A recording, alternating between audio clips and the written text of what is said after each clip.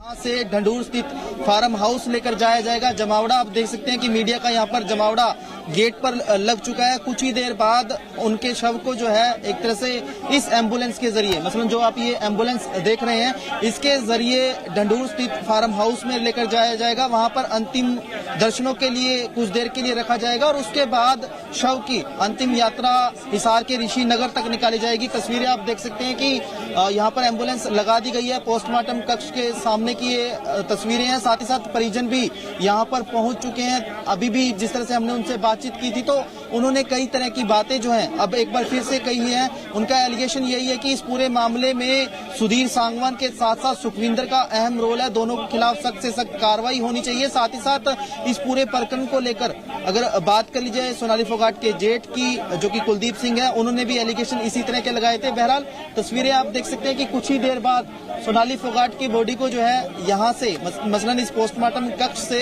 ढंढूर स्थित farm house में लेकर जाया जाएगा। आपको बता दें कि सोनाली फोगाट के शव को गोवा में पोस्टमार्टम करवाने के बाद दिल्ली तक हवाई यात्रा के जरिए लाया गया, हवाई मार्ग के जरिए लाया गया और अब जो है उनकी बॉडी को यहाँ पर रात से ही रखा हुआ था। कुछ ही देर बाद उनकी यहाँ से रवानगी ढंढूर स्थित फार्म हाउस में करवाई जाएगी और उसके बाद वहाँ पर अंतिम दर्शन जो है वो करवाए जाएंगे। देख सकते हैं कि एम्बुलेंस को खोल दिया गया है, मसलन उसके दरवाजे खोल दिए गए हैं और अब कुछ ही सेकंड्स में यहाँ पर जो पोस्टमार्टम कक्ष के अंदर जिस तरह से डीप फ्रीज और दूसरी व्यवस्थाएं हैं वहाँ से उनकी बॉडी को यहाँ पर लाया जाएगा।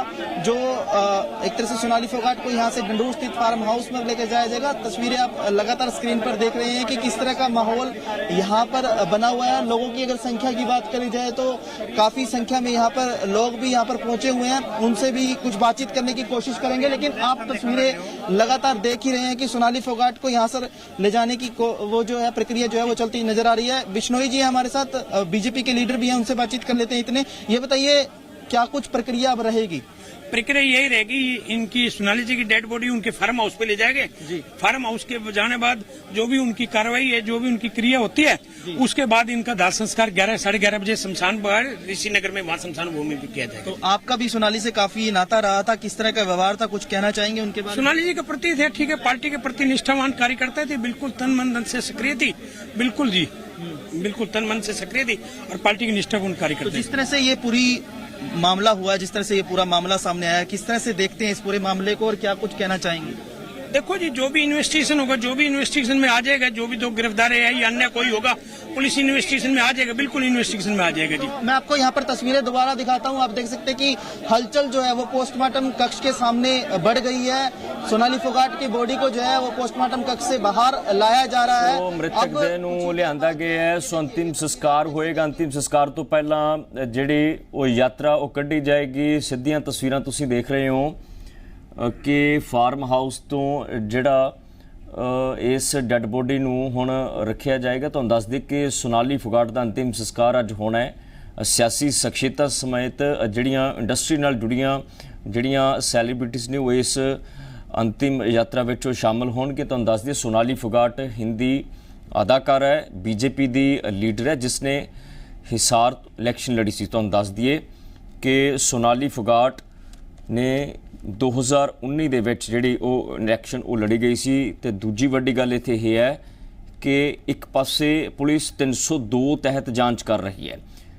ਸਭ ਤੋਂ ਪਹਿਲਾਂ ਜਿਹੜੀ ਉਹ ਗੱਲ ਸਾਹਮਣੇ ਆਈ ਸੀ ਉਹ ਇਹ ਸੀ ਕਿ ਇਹ ਕੁਦਰਤੀ ਮੌਤ ਹੈ, ਯਾਨੀ ਕਿ ਚਰਚਾਵਾਂ ਵੱਡੀਆਂ ਸੀ ਕਿ ਕੁਦਰਤੀ ਮੌਤ ਹੋ ਸਕਦੀ ਹੈ। ਦਿਲ ਦਾ ਦੌਰਾ ਇਸ ਚੀਜ਼ ਨੂੰ ਦੱਸਿਆ ਗਿਆ, ਪਰ ਉਸ ਤੋਂ ਬਾਅਦ ਪੁਲਿਸ ਨੇ ਗੈਰ ਕੁਦਰਤੀ ਮੌਤ ਦਾ ਜਿਹੜਾ ਉਹ ਪਰਚਾ ਦਰਜ ਕੀਤਾ।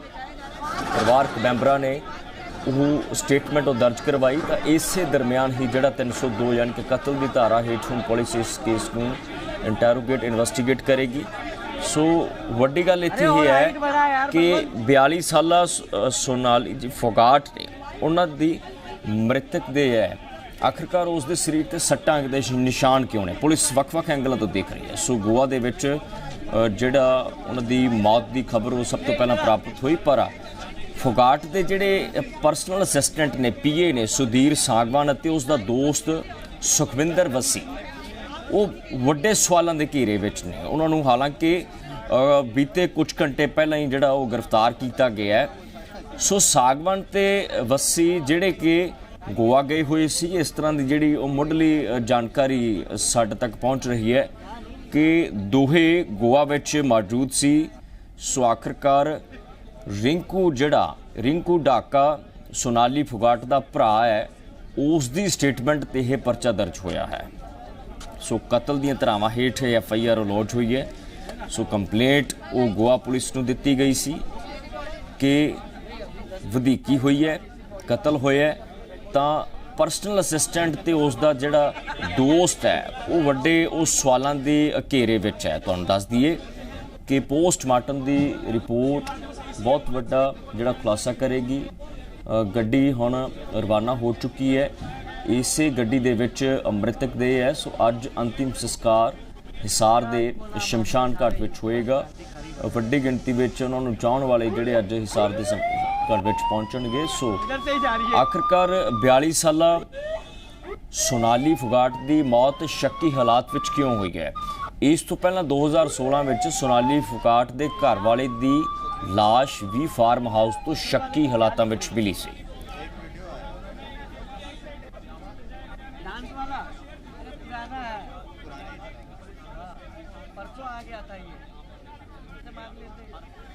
ਸੋ ਹਿਸਾਰ ਹਰਿਆਣਾ ਦੇ ਵਿੱਚ ਤਸਵੀਰ ਤੁਹਾਨੂੰ ਦਿਖਾਉਣ ਦੀ ਅਸੀਂ ਕੋਸ਼ਿਸ਼ ਕਰ ਰਹੇ ਹਾਂ ਕਿ ਬਹੁਤ ਵੱਡੇ ਜਿਹੜੇ ਉਹ ਸਵਾਲ ਨੇ ਉਹ ਪੀਏ ਅਤੇ ਸੋਨਾਲੀ ਫੋਗਾਟ ਦੇ ਉਹ ਦੋਸਤ ਤੇ ਉੱਠ ਰਹੇ ਨੇ। सुबीर देखो कैसे जबरन हाथ पकड़ने की कोशिश कर रहा है, वो हाथ छुड़वा रही है।